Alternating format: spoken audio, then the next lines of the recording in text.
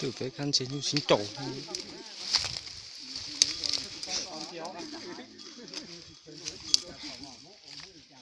Tao cái này à,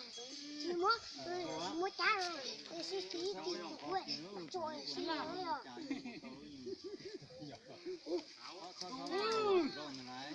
Chị, chị tôi nhớ chuyện trên nông thôn à. Nó nó đánh được đi. Làm gì tụi tay cho mà cũng thế. ăn gì ta sao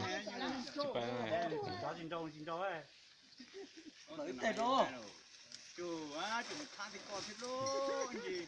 chơi rồi thế rồi đâu kiện nè những tham ăn đâu có rồi đâu Chào kia, chào kia,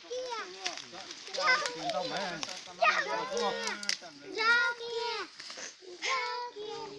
chào kia, chào kia, chào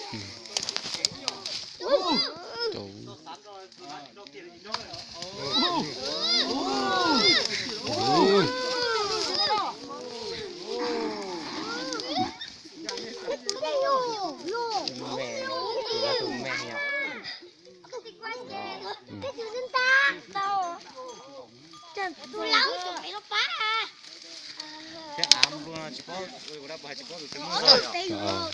ô sụp sải ô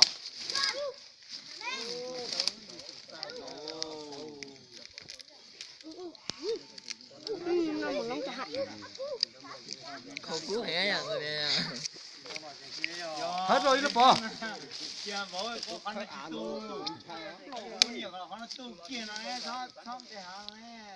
nói cái oi xí to quá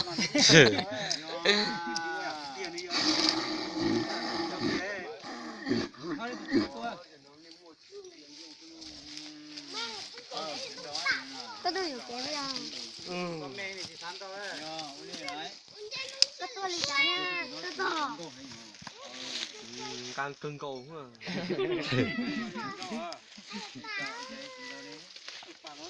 tôi được kế tôi đợt đấy giờ ấy giờ ô ôn té đâu tiền giờ tiền cho khí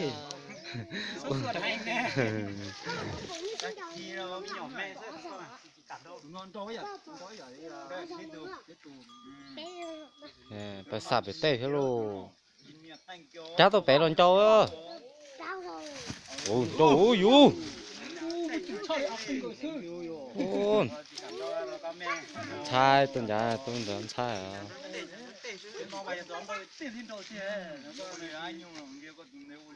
nhà tôi tính chai à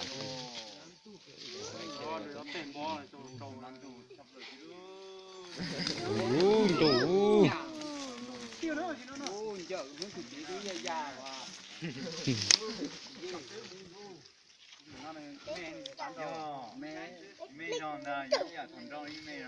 cắn thì cũng ăn tan được té từ nó sáng chả cắn thì cũng bà ơi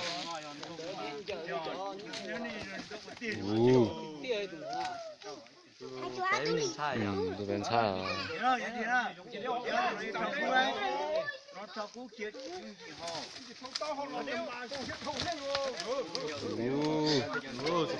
tôi bên chai à tôi bên thóc cá ha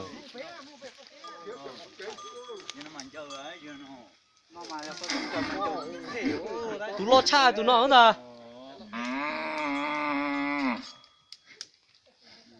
ê bớt phết tụi nè tại cái vỏ tôi cho bốchin ra mà chát tôi nè giờ nó là một lô té thế nó cũng chỉ những cái sáng như thế giờ thiết thế rồi nó giờ thế vậy nha trong trâu đá này trong thế bằng cái lùi thế rồi chỉ đâu kia kia đấy ôn chai ta con kia tụi nó miệng như vậy cả đó nữ gì giàu nữ xí nè tan thôi như lo tụi nó hết lo bữa nè